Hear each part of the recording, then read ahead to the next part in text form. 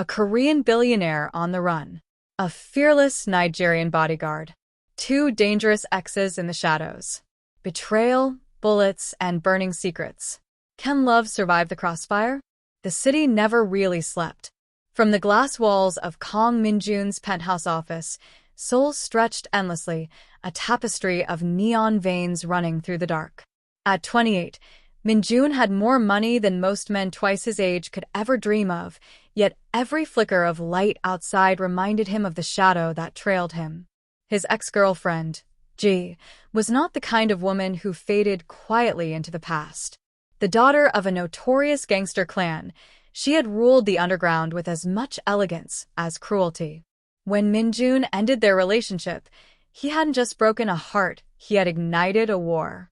For months, the threats had been subtle, a flower arrangement on his desk with black lilies, a bullet casing left in his car, a phone call with only her laughter on the line. But 2 weeks ago, someone had tried to shove him in front of a speeding car on his way to a shareholders' meeting. That was when his advisors insisted on private security. Now, he was about to meet her. The elevator doors slid open, and in stepped a tall, striking woman with warm brown skin and long dark hair tied back in a no-nonsense braid. Her eyes were sharp, scanning the office as though mapping every possible exit before they even landed on him. She wore black tactical gear instead of a suit, her stance confident but not arrogant. "Mr. Kang?" she asked, her Nigerian accent crisp but soft. "Yes," Min-jun replied, rising from his chair. He had expected a burly ex-soldier, not a young woman who couldn't have been much older than him. "You're the new bodyguard?" "Amara Okafor," she said, extending her hand firmly. "You asked for the best. I'm here to make sure you live long enough to regret hiring me." The corners of his lips twitched in amusement. He hadn't smiled in days. That night, the mansion was unusually quiet. The staff had gone, leaving Min-jun alone with his new protector. Amara walked the halls with silent precision, checking every door, every window, every shadow that lingered too long. She moved like someone who had lived 100 battles, though she couldn't have been past her mid-20s. Min-jun tried to work, but the tension in his shoulders refused to ease. He kept glancing toward the windows, expecting a shadow to move against the glass.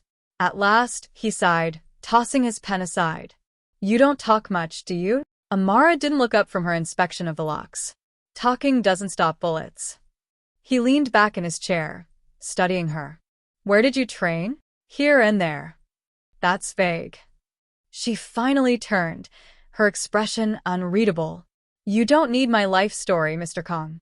You just need me to keep breathing." Before he could respond, the lights flickered.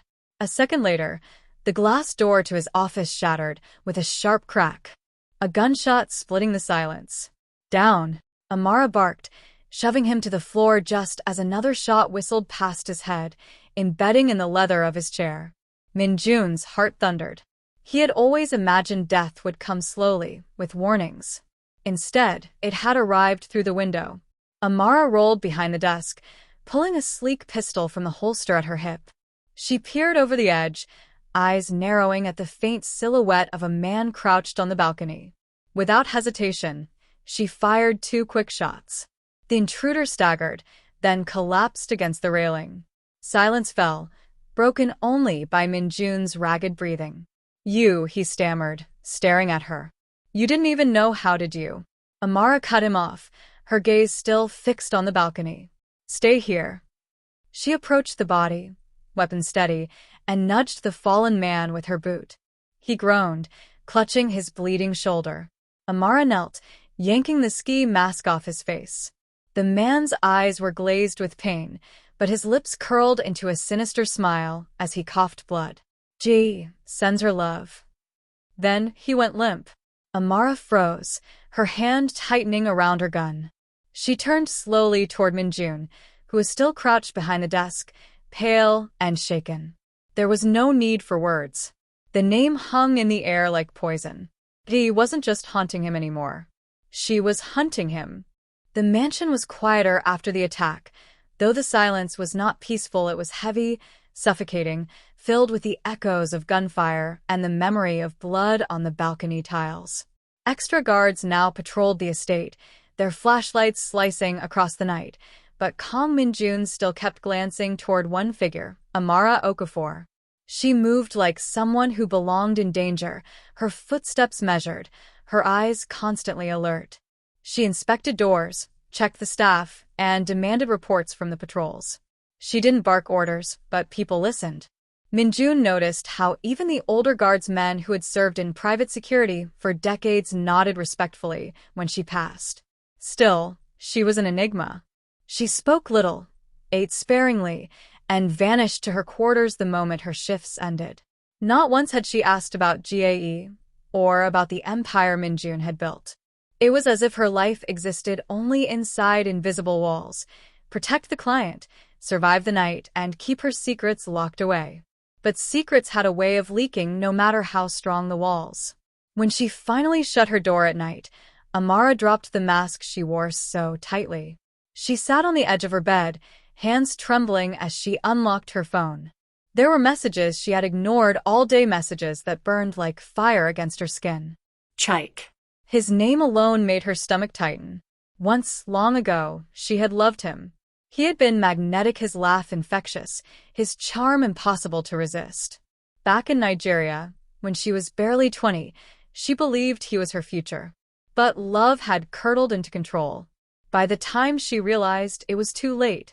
She had escaped him physically when she left for her training abroad, but he had found another way to keep her under his thumb: her parents.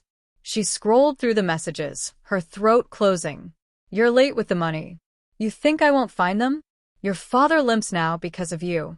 Next, it'll be your mother. 1 week, Amara. Bring the money or bury them." Her heart pounded. She had wired money last month, every cent she could gather from her savings. But it was never enough. It would never be enough because Chike didn't want money, he wanted her broken. She pressed the phone to her forehead, whispering, "Not now. Please, not now." The knock on her door startled her. She shoved the phone beneath her pillow, wiping at her eyes. Yes. The door opened slightly. Minjun stood there, still in his shirt, and tied though his sleeves were rolled back, his expression calm but observant.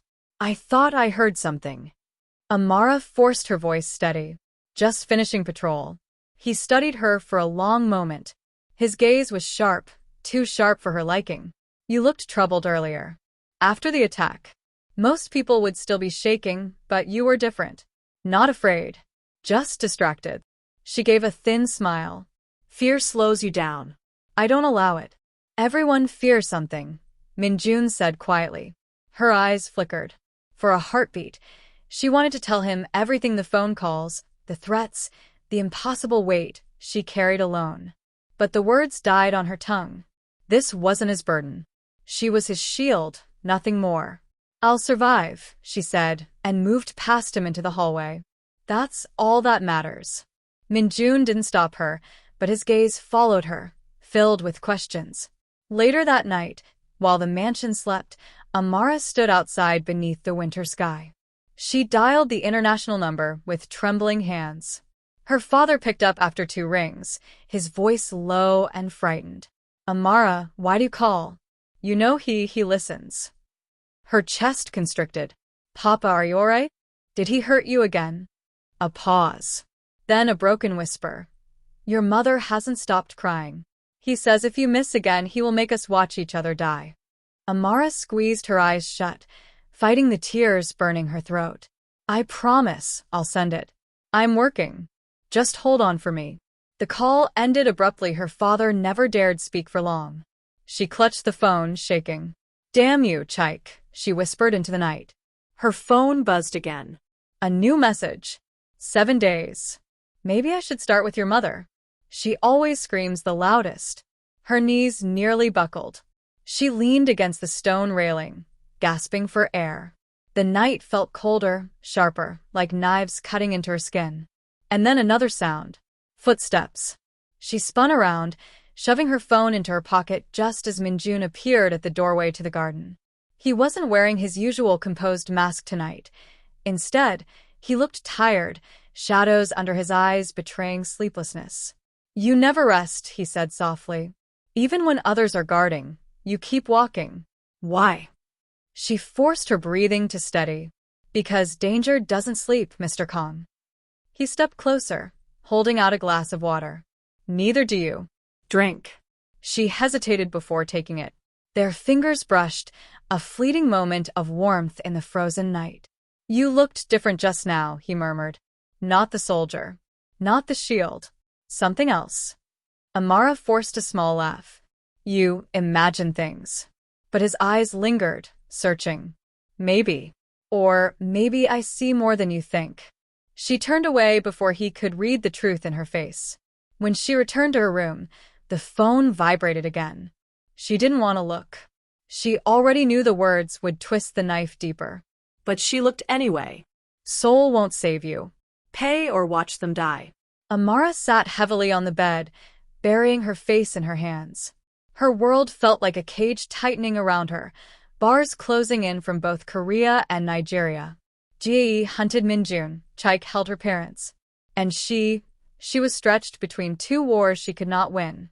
Across the hall, Minjun sat at his desk, unable to focus on his documents. He had caught a glimpse of her face outside unguarded, raw, filled with something he had never expected to see in a woman who had saved his life. Fear. It was the first time he had seen Amara afraid. And he realized, with a chill, that whatever haunted her might be even deadlier than Ji. The attack had changed everything. Kong Minjun no longer moved through his days with the careless rhythm of a man who believed money could shield him. Now he noticed the way shadows shifted in corners, the sudden hush of voices when he entered a room, the faint hum of car engines that seemed to linger too long outside his mansion gates. But above all, he noticed Amara. She was always there, watchful, silent, efficient. Her presence had become as constant as the walls that surrounded him. Yet the more he watched her, the more he sensed the wall she kept around herself. She deflected questions, avoided eye contact when she thought he was looking too closely, and disappeared into her quarters with the weight of someone carrying a secret war. It gnawed at him. One evening, as the winter sky bled into dusk, Minjun summoned her to his study. She arrived promptly, dressed in her usual black attire, her long braid falling over one shoulder.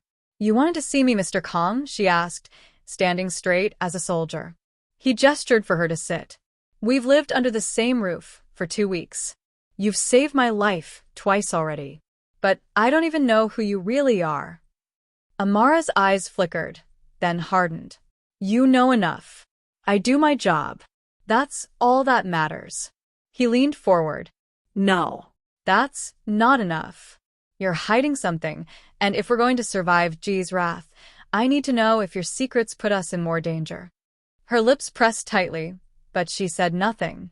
Minjun exhaled sharply, frustration bubbling. Fine. Don't tell me.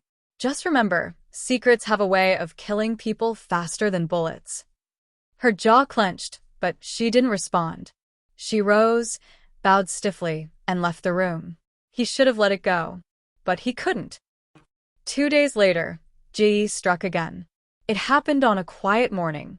Minjun had been on his way to a charity event, his car sliding smoothly through Seoul's busy streets. Amara rode in the vehicle behind him, her eyes never leaving the convoy. Everything seemed ordinary until the black SUV swerved out of nowhere. There was no time to brake. The explosion tore through the lead car with a deafening roar, flipping it into the air. Flames erupted, metal screeched, and screams filled the air. Mr. Kong, Amara shouted, leaping from her vehicle. She ripped open his door just as smoke began to pour in. His driver was unconscious, blood trickling from his temple, but Minjun was alive, shaken, coughing, but alive. She dragged him out as another blast rocked the street. Gunmen poured from the SUV, their rifles raised. Amara shoved Minjun behind the wreckage. Stay down. Bullets shredded the air. She rolled, firing back with deadly precision. One attacker fell, then another. She moved like water, flowing, relentless, untouchable. Minjun had seen men fight for their lives before, but never like this. There was fury in her movements, not just duty. By the time police sirens wailed in the distance, the gunman lay scattered across the asphalt.